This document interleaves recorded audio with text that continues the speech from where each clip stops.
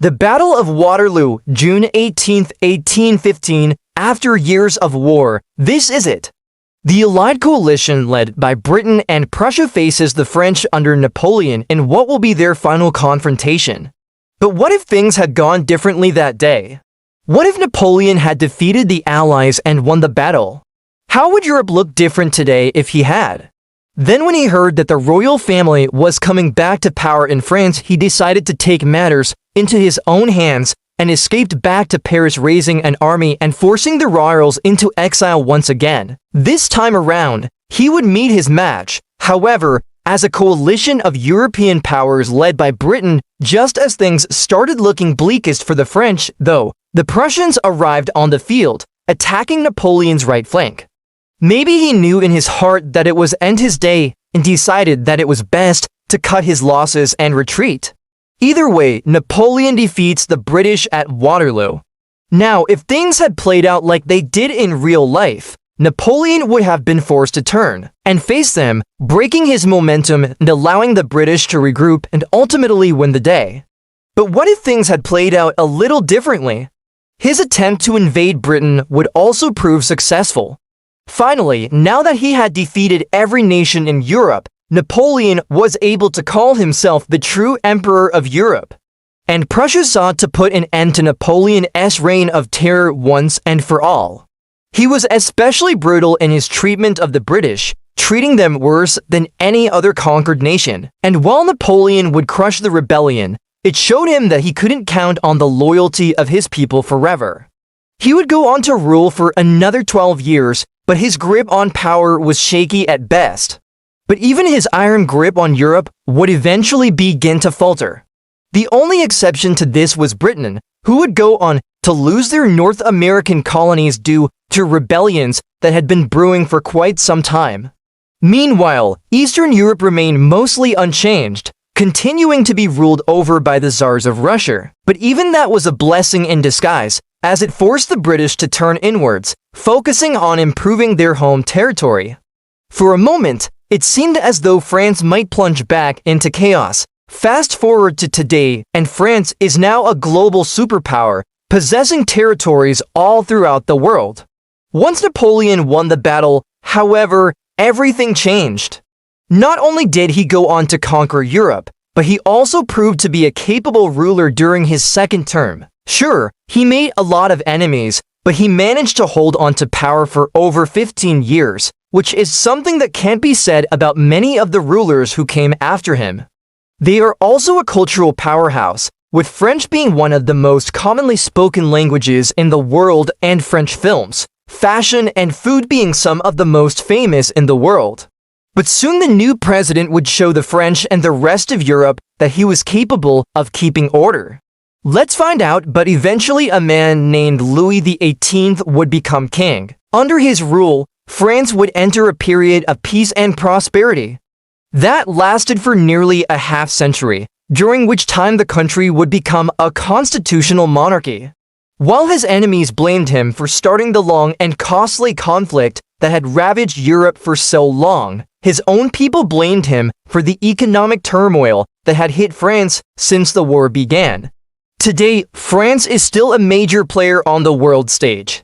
Sure, they may not be as powerful as they were during Napoleon's reign, but they are still a cultural and military powerhouse. It really makes you wonder what could have been if Napoleon had lived out his natural life and passed on his knowledge and experience to his successors. Would France be an even greater power today than they already are? Taxes had risen while the value of the franc had fallen, leading to hyperinflation. The other European powers would not accept this, however, and would declare war on France. But without the British or Prussians to worry about, Napoleon was able to handle them easily. So let's fast forward a few years to 1829, when a group of rebel French military officers assassinated Napoleon, bringing an end to his reign and starting yet another period of turmoil in France. The Spanish and Portuguese were easy enough to defeat, and soon he found himself in control of the Iberian Peninsula. Things got tougher when he turned to Italy, however, as the Austrians were able to hold out against his attacks. And then when the Ottoman Empire joined the fray, he was forced to withdraw back to France. The Russians were never a serious threat and neither were the Austrians. The only real challenge came from the Kingdom of Sweden and Norway, who sent an army of 32,000 men to invade northern France. As many of you know, Napoleon was far from France's first would-be emperor. The speed with which he defeated the Swedish and Norwegian armies surprised even him, and he soon found himself in control of all of northern Europe, much like he had been before the Battle of Nations. He would go on to rule over these lands for another 5 years, during which time he would make several attempts to invade Britain, trying to force them to surrender. But those attempts would all fail. The French Revolution created a power vacuum that many people wanted to fill. There were so many contenders for the title during the revolution itself that they actually went through 3 different forms of government before finally settling on an empire under Napoleon. The First Republic, the Directory, and then the Consulate before the empire. And Napoleon wasn't even the most popular choice within the Consulate, but he ended up being the one who took advantage of the situation and seized power anyways. He would go on to conquer much of Europe and remake it in his own image. However, at the start of 1815, he was back in exile on the island of Elba after losing the Peninsular War against the British in Spain. On June, Napoleon met them at the Battle of Waterloo in Belgium. On paper, his army looked stronger than ever with about 72,000 men, while the Allies only had 69,000. However, that didn't tell the whole story as the British and the Prussians were better trained and equipped. Still, Napoleon won the day if things had played out just slightly differently. Napoleon's plan for the battle was to defeat the British first and then turn his attention to the Prussians who were positioned on his right flank. In order to do that, he needed to get to them before they could join the fight. As such, he committed more troops to his left wing where the British were positioned. Initially, the Allies got the upper hand and pushed back Napoleon's forces. But soon his cavalry launched a series of devastating charges, breaking through the center of the Allied lines and pushing them back. However, the British were able to hold out until reinforcements arrived. Soon, the tide of battle turned and the British began pushing forward themselves. Perhaps Napoleon makes a last stand against the British instead of turning to face the Prussians. In the aftermath of the battle, Napoleon would go on to return to Paris victorious, taking control of the government once again. But Napoleon was able to steamroll over them. With no real threat to his northern flank, Napoleon decided to try and bring the rest of Europe under his control, too. Even here, though, Napoleon was able to get the upper hand, defeating both Austria and the Ottoman Empire, though at a great cost. For the next few years, Napoleon would rule over Europe with an iron fist, crushing any rebellions that would dare oppose him. You see, despite his military victories, Napoleon wasn't as loved as a ruler as he had been during his first go at ruling France. When Napoleon's brother Joseph became king of Spain, he instituted similar economic policies there, which led to a massive rebellion against him. During his second term, he made a lot of enemies, both at home and abroad, and those enemies would eventually catch up with him. Now, after Napoleon's death, France would go through a period of unrest as various factions fought for control. Meanwhile, across Europe, the countries who had fought against Napoleon would also enter a period of peace and prosperity.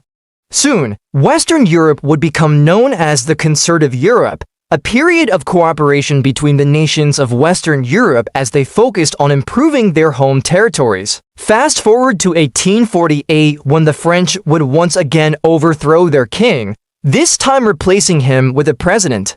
His name was Charles de Gaulle, and under his leadership, France would enter its first true period of greatness. This alternate timeline followed a very similar path to our own up until Napoleon's defeat at Waterloo. While he would eventually be assassinated, his legacy would live on, inspiring future generations of French leaders.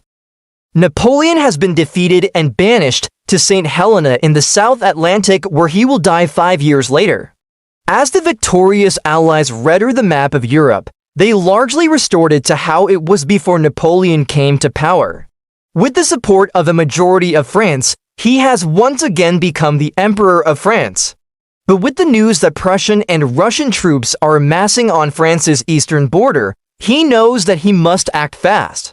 In less than 2 weeks, he has raised a new army and marched it toward Brussels. And while in our timeline, they played a major role in defeating him, here they play a much smaller one. But suffice to say, they include annexing northern Italy, northern Africa, most of Germany, Belgium, and the Netherlands, as well as Sweden. In our own timeline, these plans never materialized because Napoleon spent too much time fighting the coalition and then trying to hold onto his empire. Starting in the west, we see the Kingdom of France stretching all the way to the North Sea. It also controls many important waterways and strategic locations, such as the Elbe, Saale and Po rivers, as well as the North Sea and the Western Mediterranean. Well, since Napoleon's conquest of the Americas was largely unchanged from our own timeline, I hope you enjoyed this episode. If you did, please consider subscribing and leaving a comment below to let me know what you thought. Be sure to check out our podcast and follow us on social media. I'll see you next time. The map of the Americas looks very similar, though there are a couple of differences. For one, the Spanish still control a significant portion of the modern U.S. Southwest, but French Louisiana still exists here. Secondly, the Portuguese still hold territories in South America. And lastly, the Dutch still control the Cape Colony in South Africa. As for Asia and Oceania, Napoleon's invasion of Egypt led to the establishment of a French protectorate over the Ottoman Empire, which already controlled most of the region. Aside from that, the only other changes come in India, where the British East India Company has consolidated its rule over the subcontinent, and in China, where the Chinese are utilizing new technologies developed during the Napoleonic Wars to repel foreign attempts to open up the country. This greatly increases its wealth and power, and, most importantly, its ability to raise and supply an army. So the question is, would Napoleon be able to use this newfound wealth and power to conquer even more territory, or would he finally be satisfied with what he had? Well, considering that his health began to decline after 1816 due to stomach cancer, the latter seems more likely. So this is how Europe would look in 1832 when Napoleon died, having finally achieved his goal of dominating the continent. Its only neighbors are Britain to the northwest and the Low Countries to the northeast. Speaking of which, the latter are now a French province known as the United Netherlands. To France's east are the Austrian and Sardinian duchies of Milan and Genoa. These, as well as the Republic of Venice and the Papal States, make up northern Italy, which is entirely surrounded by France. Moving north, we find the Elbe Duchy of Warsaw, which controls most of Poland, along with Grand Duchy of Posen, which surrounds it on 3 sides. East of that we find the Prussian Kingdom, which, as we said, was largely spared from Napoleon's conquests because of his early defeat of the coalition. To its east is the weakened Russian Empire, which now only controls the western half of European Russia. Between them lies the Kingdom of Westphalia, which was established earlier in the war and which still exists in this timeline. To the south of Westphalia lies the Confederation of the Rhine, a group of small German states dominated by France. East of them lie the Holy Roman Empire, the Saxon and Bavarian kingdoms, and the Kingdom of Bohemia. East of all of them lie the Rump Austrian Empire, which now only controls central and southern Italy, as well as the Ottoman Empire. Finally, to the south of the Mediterranean Sea lies the newly conquered French province of Algeria. But now, with the coalition gone, he is free to implement his plans. He first marches his troops across northern Italy, forcing the Austrians to retreat into their southern provinces. At the same time, he dispatches General Massena to invade and conquer northern Africa, which is completed by April of 1816. When news of Wellington's defeat reaches Berlin, the Prussian king, Frederick William III, grows nervous. While he wants to participate in the war against Napoleon, he doesn't want to risk his entire kingdom to do so. And so he makes the decision to only send a few light cavalry regiments to assist the Allies, a move which, as we said, proves crucial to Napoleon's victory. Now that there is no organized resistance against him, he is free to pursue his goals. There he has linked up with the bulk of his old army, and together they number around 72,000 men. But what if Napoleon had won at Waterloo? How would Europe look today if Napoleon had defeated the Duke of Wellington's Anglo-allied army? By the summer of 1816, he had pushed them all the way back to the Dnieper River, where he forces them to surrender their territories east of the river. At the same time, he sends Marshal Ney to lead an army of 40,000 men to conquer and annex the Netherlands and force the Prince Regent William back to Britain. With all of this, we are nearing the end of 1816, and Napoleon has conquered nearly all of the territories that he wanted. He spent the next year securing his borders and pacifying rebellions in several of his recently annexed territories. But aside from that, there was nothing more for him to conquer. Europe was his, and he ruled it from his new capital in Milan. He was defeated and forced into exile for a second time. Though Wellington's army was larger than Napoleon's, they were completely incapable of defeating him. But thanks to the lack of coordination between the various units, Napoleon is able to exploit small openings and gradually wear down their defenses. Just as the Allied center begins to collapse, however, the Prussians arrive and begin routing the French left wing. It looks like Napoleon is about to be defeated until, as we said, communication failures among the Allies caused the Prussians to attack the British instead of flanking Napoleon's right wing. With both the British and Dutch armies collapsing, Napoleon orders his cavalry to pursue them and trap them near Charleroi. Though over half of the Allied army manages to escape, some 30,000 soldiers were captured, including the Prince Regent of the Netherlands, William Frederick. With the main threat to France eliminated, the remaining Allies soon collapsed without putting up much of a fight. But what if he had won? Would it have changed the outcome of the Napoleonic Wars? The answer is an absolute yes. Not only did he defeat the Anglo-allied army, but he managed to destroy it. And with the Prussians unable to come to the aid of the Allies in time, not only does the coalition collapse, but France is free to annex large parts of Northern Europe. Let's see how. We find out in today's episode. The year is 1815 and Napoleon Bonaparte has just returned to Paris after his escape from exile on the island of Elba. In our timeline, Napoleon didn't win this battle.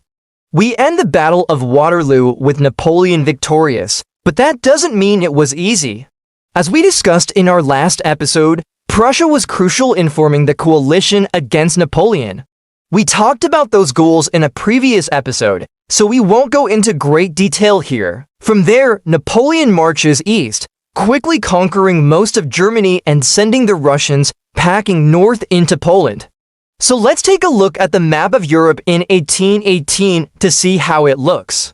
In terms of territory, this France is bigger than any point in our timeline, even during the height of the First French Empire. But what would the rest of the world look like? You know, outside of Europe, so there you have it. This is how the world would look in 1832 if Napoleon had defeated the Allies at Waterloo. Napoleon has finally done it. He's defeated the coalition at Waterloo and is now master of Europe, but what will he do next? Now that his old allies are all dead or in exile, who will stand by Napoleon's side as he rules over the continent? Join me today as we look at 5 possible allies for Napoleon after Waterloo. I think most people would assume that Napoleon and Alexander would never become friends after all the fighting they've had done, not to mention the fact that Alexander is married to Napoleon's niece.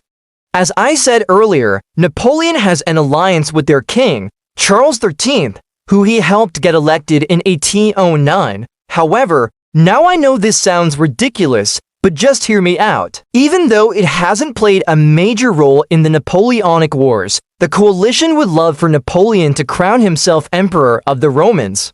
Doing so would not only boost his prestige, but would also force the Pope to swear fealty to him. However, unlike in the past, the Pope now has a much harder time influencing European politics. This is thanks to the rise of nationalism, which started seriously weakening the Pope's authority within Italy. If Napoleon wants to take advantage of this, he should just declare himself King of Italy and rule directly instead of letting the Pope interfere. This would allow him to maintain control over the Italian states without having to worry about the Pope switching sides in the middle of a war. It would also make him extremely popular in Italy, which is crucial for maintaining control over such a diverse region. Just look at what happened to the Spanish Netherlands when they tried to break away from Habsburg control. Without French troops, the Spanish Netherlands wouldn't have stood a chance against the Belgians. Point is, Napoleon should focus on creating a stable Italy and then going from there. First of all, this isn't as crazy as it sounds. Remember that the British were once allied with Napoleon. There's no way of knowing what Napoleon would do after defeating the coalition. In fact, given how unpopular he is, he probably wouldn't even stay in power for long. But hey, a guy can dream. If you want to learn more about what could have happened to Napoleon, definitely check out this video on my other channel. Anyway, thanks so much for watching. Be sure to subscribe if you want, and I'll see you next time. They even went to war with the Dutch and Danes to help him take control of Northern Europe.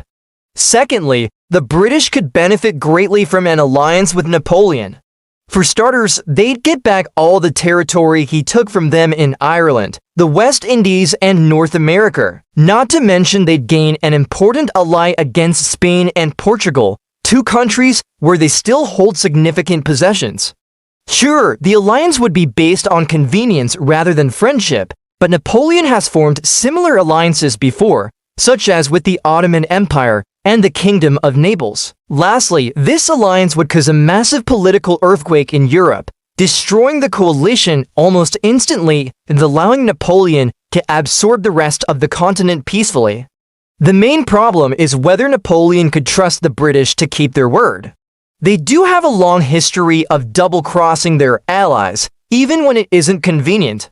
So it's hard to say if Napoleon could ever fully trust them. Still, if he really wanted to, he could probably make a deal with them.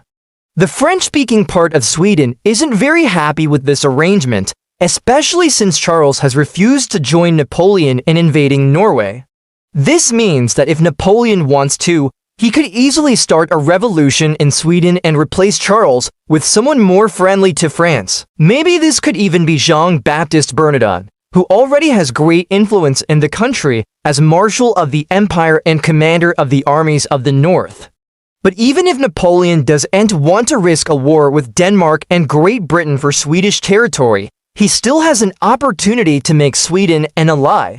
All he needs to do is help Charles conquer Norway. This would not only make Sweden a strong naval power, but would also give France a valuable ally with a large and well-trained army. Honestly, I think Sweden is a no-brainer. They get access to vital territories, and the army gets a ton of experience while also tying down British forces. However, remember that these two actually got along quite well when they met up in Tilsit. They spent weeks partying together, and Napoleon even went on a hunting trip with Alexander and his brother. It was only when Napoleon decided to invade Russia that things turned south. If Napoleon had won at Borodino, there's a good chance he and Alexander would have remained friends. The way things ended at Moscow makes it unlikely that they ever speak again, but it's not impossible. And if anyone can patch things up between them, it's probably Metternich. While he hates Napoleon, Metternich respects Alexander more than anyone else. So if anyone can convince Alexander to forgive Napoleon, it's probably the Austrian Chancellor. Even if Alexander doesn't want to be friends with Napoleon, he may be willing to accept him as a fellow ruler of Europe. After all, he did exactly this with the King of Sweden. So in reality, I think the best Napoleon can hope for from Alexander is a neutral alliance. Part of the reason Napoleon has been so successful is because he's never really been alone. He's always had powerful allies backing him up. In the Italian campaign, he was backed by Austria. In the Egyptian campaign, he was backed by the Ottoman Empire. And during his conquest of Europe, he was backed by Prussia. Unfortunately for Napoleon, none of these allies stuck around for the end. Prussia decided to jump ship when they lost at Jena, and Austria didn't even make it to the coalition. Only the Ottomans remained true to Napoleon, but considering they're on the other side of the Mediterranean, they aren't much use to him. So who can Napoleon form new alliances with to ensure stability on the continent? Let's find out. Russia is a big one. Sweden is another country which could easily join Team Napoleon. Speaking of the British, perhaps Napoleon could try making an alliance with them. The last possible ally for Napoleon is the Holy Roman Empire. You heard me right, the HRE. Now let me be clear here. This is just speculation on my part. On June 18, 1815, Napoleon made a catastrophic error that led to his final defeat at Waterloo and ultimately to his exile and abdication. Had he won the battle, not only would he have regained control of France, but he could have possibly secured his place in history as one of the greatest generals of all time. What then? Well, first off, the biggest immediate effect of this would be that the Allied armies would likely collapse. I mean, after all, they were fighting over who would occupy France. He would have solved his problem in France and could have even turned the war into a total victory for him. He had managed to get some allies on his side.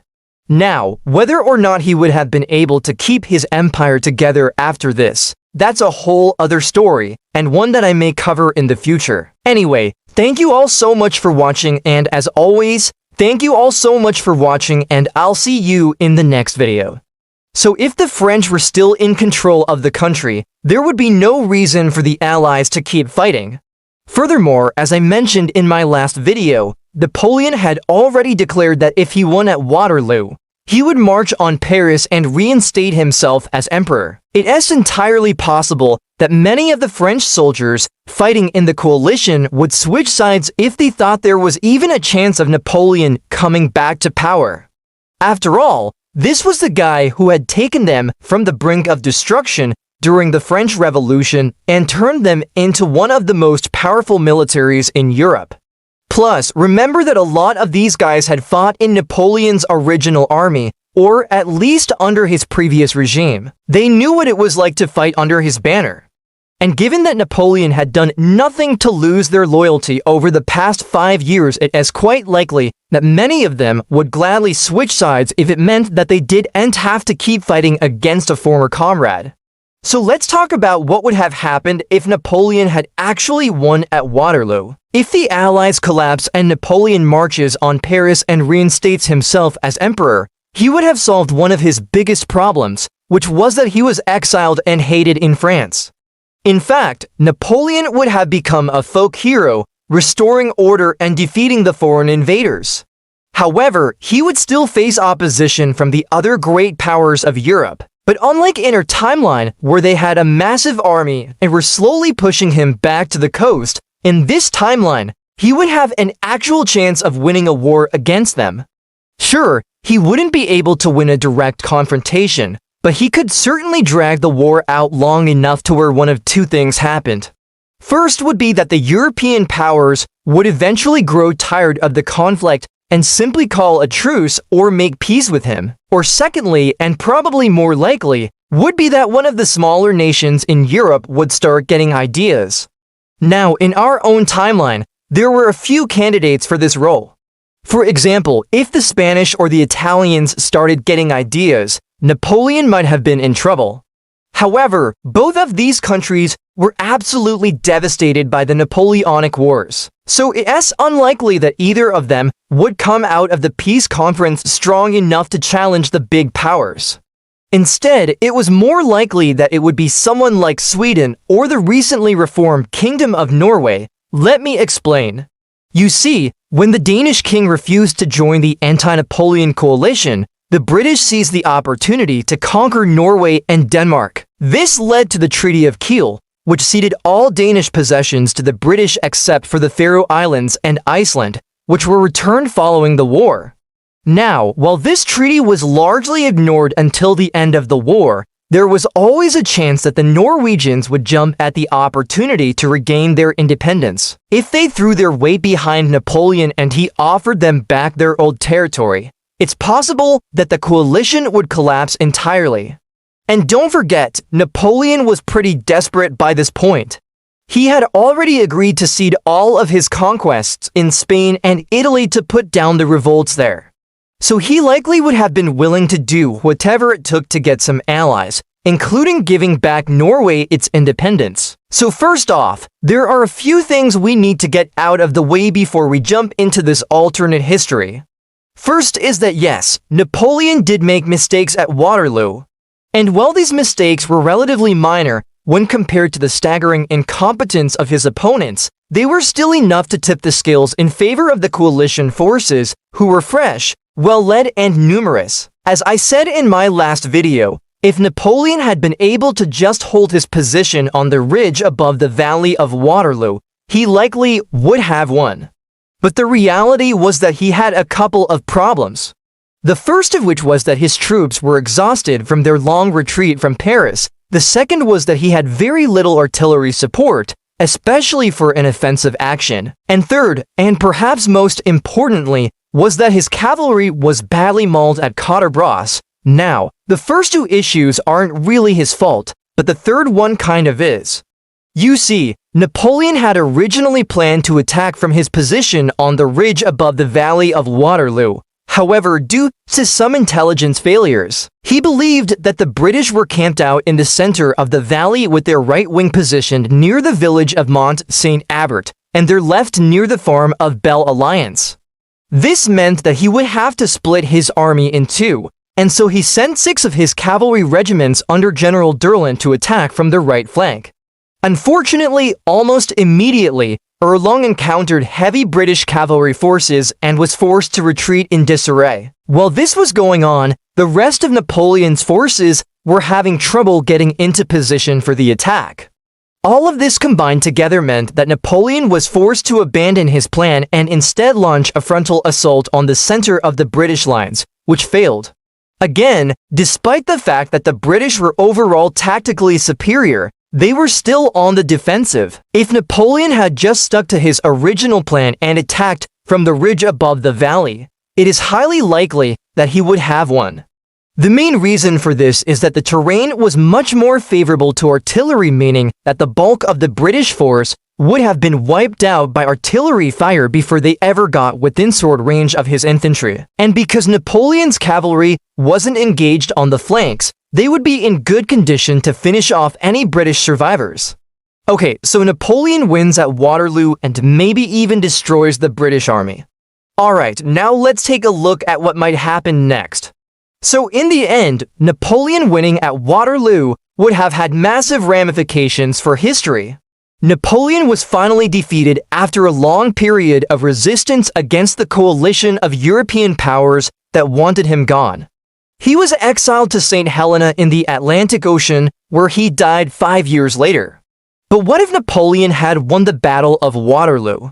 Would he have been able to retain power and perhaps go down in history as one of the greatest generals of all time? Or would the coalition powers have simply found another way to get rid of him?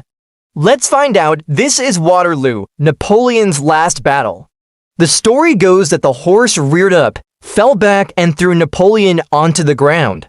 Napoleon had hoped to finish the battle earlier, but his army was exhausted, and the Allies seemed determined to hold their ground. They were fresh and eager to fight, and the French seemed to be on the verge of breaking. If they could just get there in time, they might be able to turn the tide of battle in favor of the Allies. As Napoleon rode through the battlefield surveying the damage, he saw something that made his heart sink. He had tried to save France, but it wasn't enough. The coalition powers were too strong. Napoleon had fought bravely, but it wasn't enough. He had done everything he could to defeat the coalition forces, but it wasn't enough. If you enjoyed the video, please subscribe and leave a comment below to let us know what you think. Also check out our other videos on the channel that we think you might enjoy. Thank you and see you next time. He had led his army to victory in so many battles, but this time it wasn't enough. Napoleon was defeated. The Prussians had arrived and were now pouring into the gap in the Allied lines. Napoleon's army was exhausted and demoralized. He died there 5 years later at the age of 51. But what if Napoleon had managed to beat the coalition forces at Waterloo? Would that have given him the upper hand? Most probably not. The coalition powers were determined to get rid of Napoleon no matter what. They had assembled a massive force of over 200,000 soldiers to crush his army. Even if he had won at Waterloo, there would still be plenty of anti-Napoleon forces left to deal with. Plus, the longer he stayed in power, the more enemies he would make. Eventually, the coalition powers would have found another way to get rid of him. They had fought hard and bravely, but they were no match for the fresh and eager Prussian troops. They knew that he wouldn't stay out of power for long. So they were preparing to invade France and replace his government with a puppet regime. The British also had a secret weapon against Napoleon. His wife, Marie-Louise, Duchess of Parma, she had secretly agreed to divorce Napoleon and marry an Austrian archduke in order to secure a peace treaty between Austria and France. If things didn't go Napoleon's way, she would be ready to seal the deal. All in all, Napoleon couldn't really count on any long-term success. His best bet would have been to flee to a friendly country and start planning his next move from there. But that meant giving up on France, something he never did. Within minutes, the Prussians had taken control of the battlefield. Napoleon's army was in full retreat. But they weren't quite there yet. He needed help. As Napoleon watched the battle unfold, he noticed a large force of Prussians approaching the battlefield. If he could just hold out a little longer, they might be able to join the fight. He ordered his soldiers to continue attacking the British and Dutch, hoping to break their lines and end the battle before the Prussians arrived. Luckily, his soldiers quickly righted the situation and helped him back in the saddle. Later in the battle, he famously rode into a copse of trees and got stuck. It took 15 minutes to clear the branches away. In total, Napoleon changed mounts 8 times during the battle. This may not sound like much considering that some sources say that Hannibal Barca rode over 20 different horses during the Battle of Zema, but when you consider that Napoleon was in and out of action during the entire affair, changing horses every 10 or 20 minutes, it seems impressive. Imagine how many horses you'd go through in a single day if you had to stop and change mounts that often. We're talking about 30 or 40 per day. Maybe we should rethink our definition of a light cavalryman. On June 18, 1815, two armies faced off near Waterloo in present-day Belgium.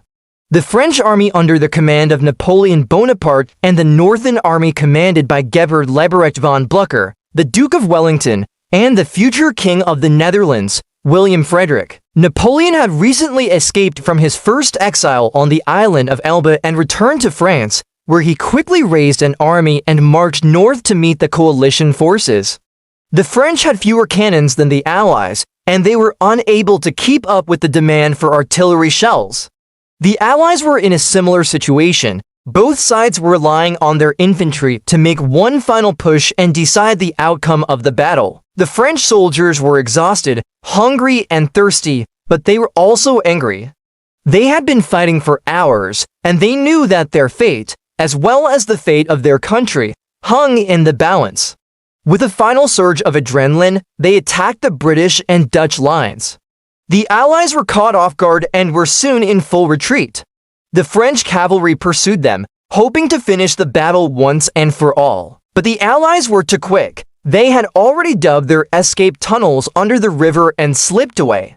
As the French army approached the village of Mont Saint-Aignan, they came across a mixed force of around 8,000 Dutch and Belgian soldiers who had taken up defensive positions. The French artillery bombarded the village until it burned down and then stormed the ruins. Their attack took the Allies by surprise and forced them to retreat. When Napoleon learned about the Battle of Mont Saint-Aignan, he immediately rode towards the battlefield to take personal charge of the situation. He ordered his soldiers to pursue the retreating enemy. Meanwhile, the rest of the French army marched on to attack other parts of the Allied line, resulting in fierce fighting throughout the day. During the battle, Napoleon switched horses several times. And during one of the changes, he accidentally rode into the wrong saddle. By late afternoon, the French had pushed the British and Dutch forces back to a ridge near the village of Waterloo, where they had dug in and prepared to defend their position. Meanwhile, the Prussian army was making good progress towards the battlefield. At this point in the battle, both sides were beginning to run low on ammunition. The French soldiers were elated. They had finally won a major battle against the coalition forces. But their victory was short-lived. As Napoleon watched the battle unfold, he knew that everything was lost. He was exiled to the remote island of St. Helena in the Atlantic Ocean, where he spent his final years writing his memoirs and reflecting on his life. For example, the British had already begun planning for the next phase of the war against France, even before Napoleon had returned from exile. And that's the end of the video. Thanks for watching.